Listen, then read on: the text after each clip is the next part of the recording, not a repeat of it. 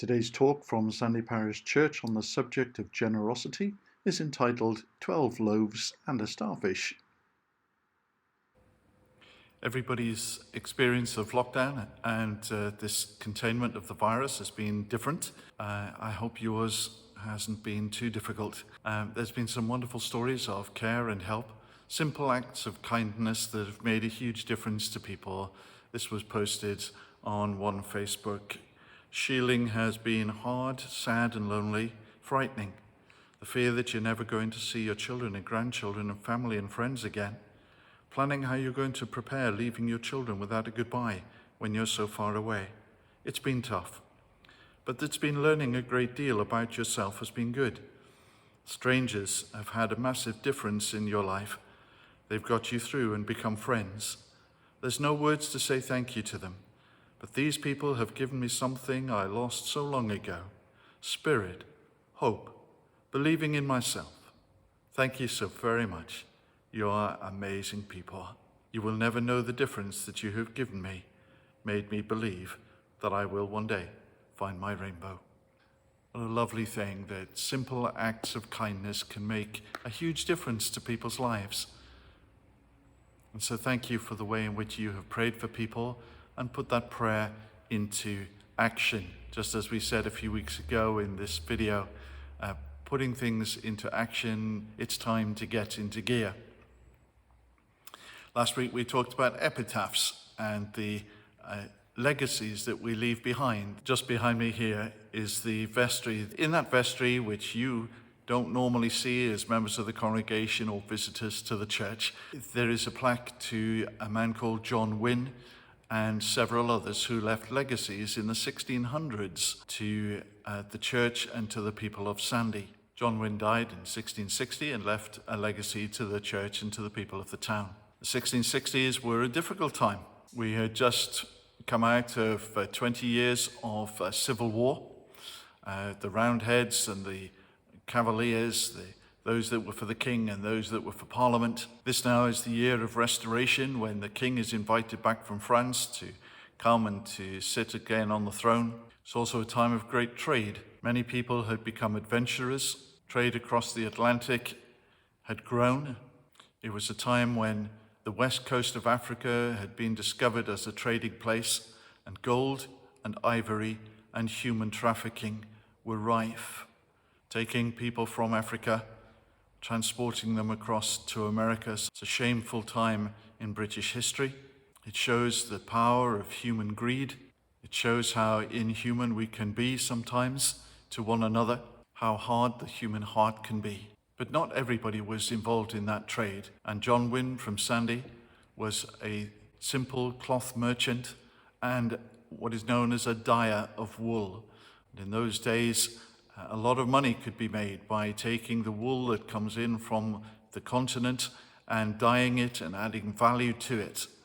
And so when it came to the end of his life, he was able to leave a legacy to the town of Sandy, which would benefit the people even today in what we now call the Sandy Charities. After the plagues of the Middle Ages, there was a shortage of labor, food was more available, land was more available, and the middle class began to rise.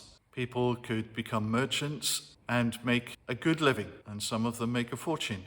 And it is interesting to look across the nation and to see how many of those people in those days had a sense of social conscience and not only made money for themselves, but left it in their wills to ongoing charities, almshouses, schools, and hospitals.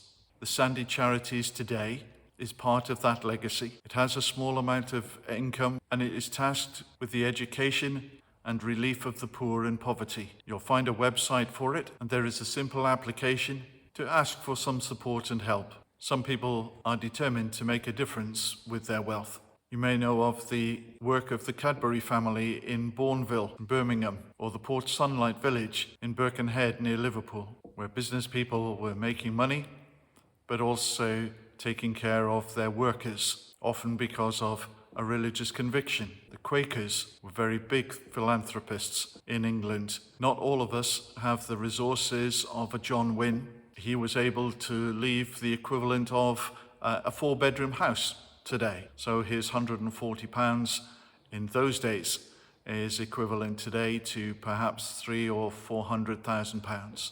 Left it in his will, a penny loaf to be given to 12 families in the church on a Sunday. In the Old Testament, God told the people of Israel that he was going to give them more than they needed. And that extra was not for them, but was to bless them by making them generous to other people. And so they lived in a culture of what they called the tithe. And 1/10 of what they had would be given to the poor and to the worship of God and to the support of others around them. And it was to be given to the poor through the auspices of the worship of God, the Levites, and since then, the monks and nuns and friars, the church wardens, helping and supporting the poor.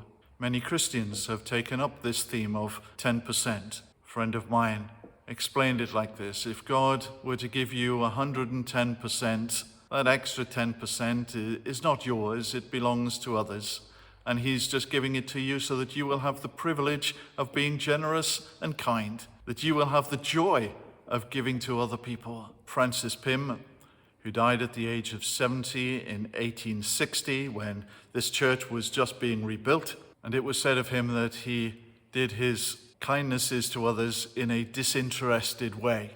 Disinterested in the sense that he wasn't benefiting personally from the gift of money to others, that it truly was beneficial to others without having a return to himself.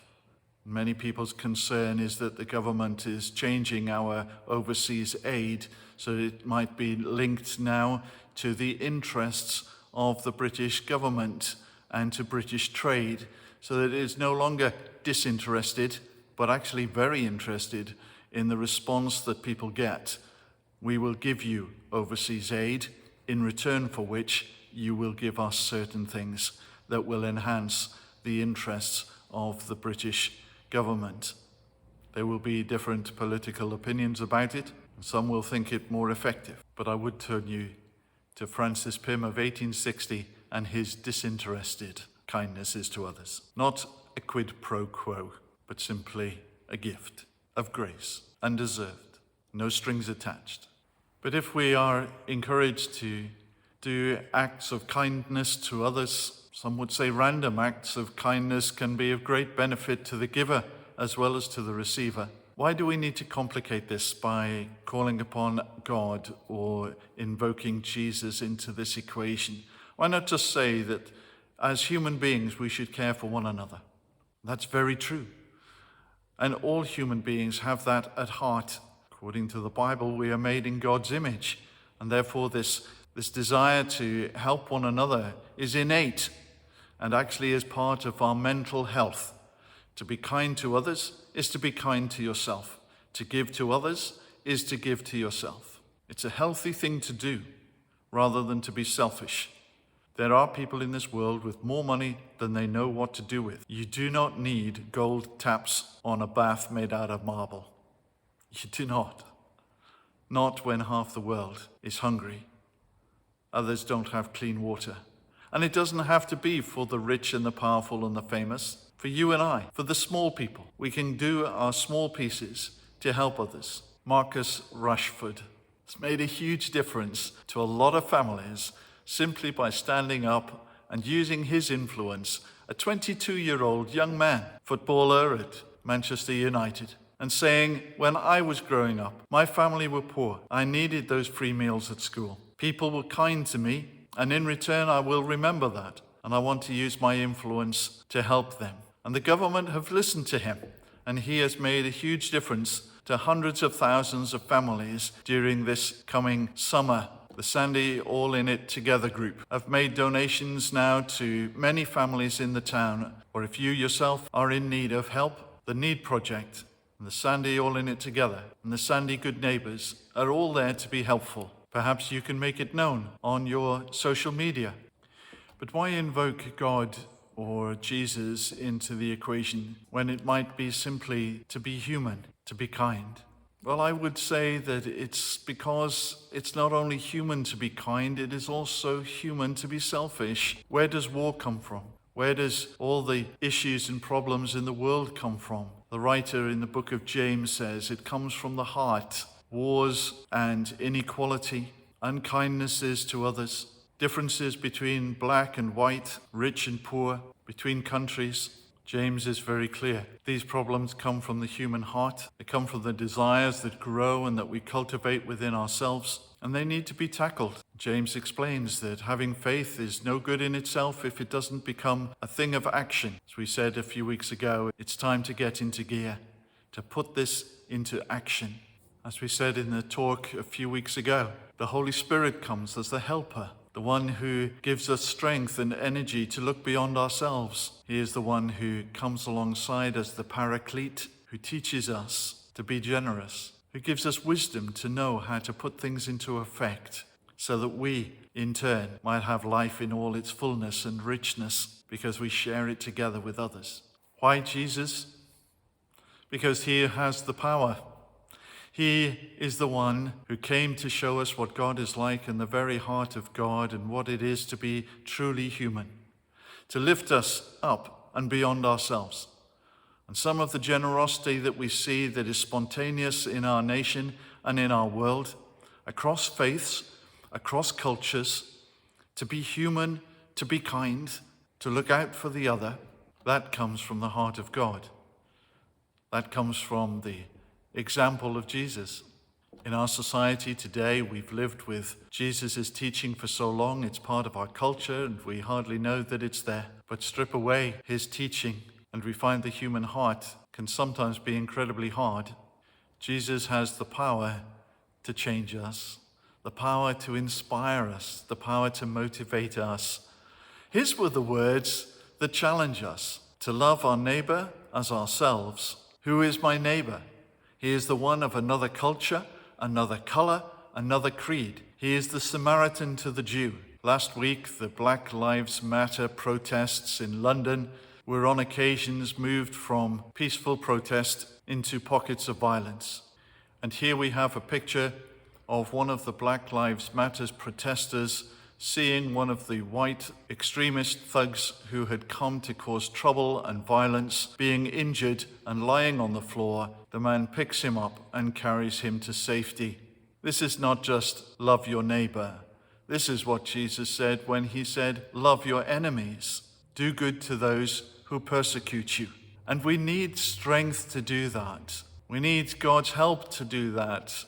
The Holy Spirit, the Paraclete, the Spirit of Jesus who comes to inspire, to motivate, and to give an example when he hung on the cross and the soldiers nailed his arms to the cross. And he said, Father, forgive them. We may not know that this is the way of Jesus, but instinctively we are following him. And he not only motivates, not only inspires, not only gives us an example, but he also gives us the power to do that, to give away what is precious to you, to sacrifice your life for a stranger. But thank you to the fire and rescue service who do that daily, to the police who put themselves in harm's way. It is in moments of crisis that we see the human heart at its best and its worst. And my experience has been that Jesus is the one who is able to restore, to resurrect, if you like, when life has been hard and our hearts have been touched by injustice, by pain, by the unfairness of other people's behavior. We too can become hard, and in our hardness, sometimes transfer that to others. Hurt people, and it takes grace and undeserved kindness to remake our heart and life. Paul writes and says that we are called to do good, made for it, built for it, enjoy it. Being kind to others is a blessing to yourself. And these sometimes random acts of kindness are a good thing. You may not be able to change the world. You may not be able to make a big difference, but you can make a difference to that one person at a time. John Wynne, 12 penny loaves. May God bless you. Thank you for listening. Hope it's helpful.